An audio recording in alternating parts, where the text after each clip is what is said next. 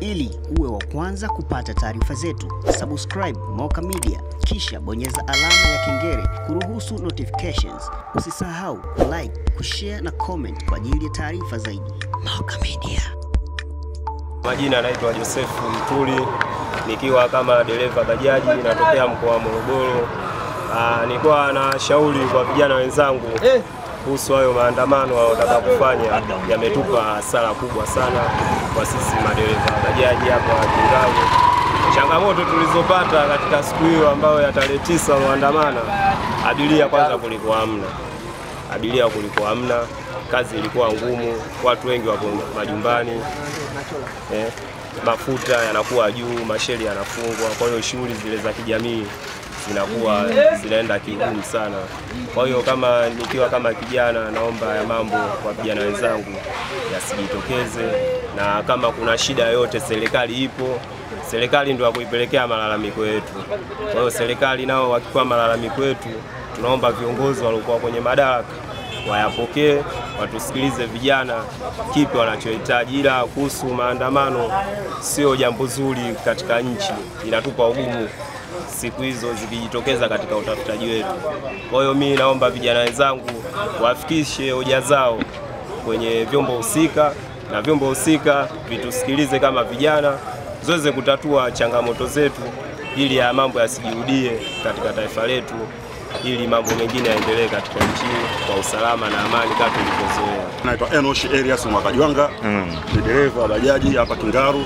Pia yale maandamano yalikuwa sio halali, tunayapinga kwa sababu sisi ni vijana. Vijana sisi kama vijana tuna mambo mengi sana ya kuyafanya ya muhimu ambayo ni ya kujenga taifa, ikiwemo kutafuta riziki. Unaposema unatafuta riziki, lazima utafute riziki kwenye sehemu yenye amani.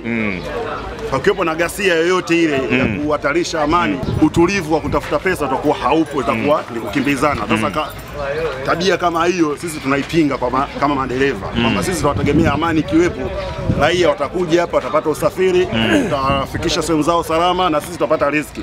Lakini ile maandamano ya Disemba ile 20 ngapi ile ilikuwa kwetu kidogo imetuletea shida, kwa sababu mafuta yalikuwa hayapatikaniki. Oktoba 29 watu walikufa, sehemu ambazo zilitokea, lakini tunashukuru Mungu hapa kwetu Morogoro ya kutokea, lakini tulipata taarifa ndugu zetu walipata maafa, walifariki, mafuta yalikuwa bei, raia walikuwa hawaji, wanaogopa, tumewekewa lockdown kwamba tusitoke.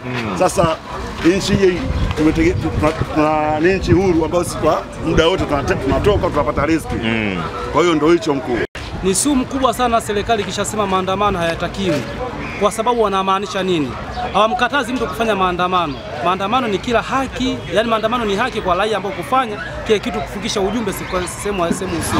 Lakini sasa maandamano hayo yanafanisha kuvunja amani. Kwa serikali wanajua hata kama tukiruhusu maandamano haya yatokee, lakini kutakuwa na grupu la watu wachache kuanzisha vurugu na kuweza kuvunja uhuru wa maandamano usipokuwepo, na itilafu nyingine inaweza kutokea kubwa zaidi hata ambayo iliyopita Oktoba 29.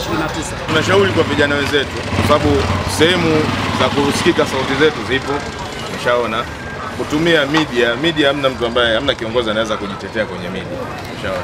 Sababu wewe ukiongea kwenye media, yeye hawezi kutumia naye media kufikia wewe. Umeshaona, na maana tuna wawakilishi wetu ambao wanaweza kutusikiliza. Na wao serikali pia watoe hiyo fursa kwa wao wawakilishi wetu. Mimi naitwa Lawrence Rafael Bonge. Mimi ni dereva bajaji kwa mkoa wa Morogoro kwenye kituo cha Kingalu. Kwa ushauri wangu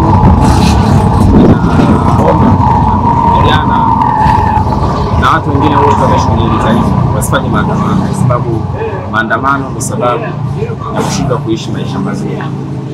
Kufanya maandamano watu yangu kubwa, serikali na watu yangu kubwa, tutasababisha migongano mbalimbali. Kwa mfano, tumefanya maandamano, tumepata uharibifu wa miundombinu, watu wameharibiwa mali zao, pia vijana na watu wengine wengi wamekufa. Pia Mheshimiwa Rais aweze kuwa karibu na wananchi ili na kusikiliza matakwa ya vijana na watu wengine wote kwenye taifa, ili tusiweze kuruhusu maandamano haya ambayo yanataka kuwafaidisha watu binafsi ambao wana maslahi yao tofauti na wananchi ambao wanapenda amani.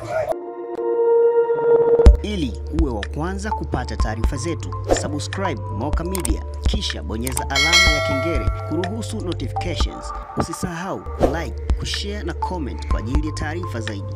Moka Media.